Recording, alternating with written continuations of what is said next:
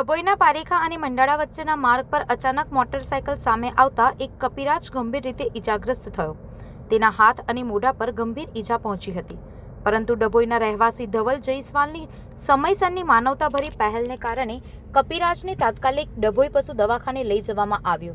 ડોક્ટરો દ્વારા સઘન સારવાર શરૂ કરવામાં આવી છે અને હાલત સ્થિર રાખવા પ્રયત્ન ચાલી રહ્યા છે.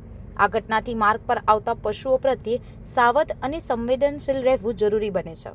આજે શનિવાર હોય ને પાલિકા હનુમાનજી મંદિર દર્શન કરવા ગયેલો હતો. મેં રિટર્નમાં રસ્તામાં દેખ્યું કે બાઇકવાળા જોડ એક કપિરાજ એક્સિડન્ટ થયેલું હતું અને રસ્તામાં સિરિયસ હતું, મોઢામાંથી લોહી નીકળતું હતું અને હાથ કપાઈ ગયેલો હતો.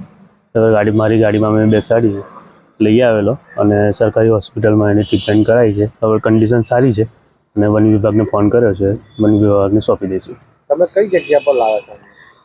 ડભોઈ રેફરલ હોસ્પિટલમાં. ડભોઈથી સંવાદદાતા સાથે અભિપ્રાય ન્યૂઝ, વડોદરા.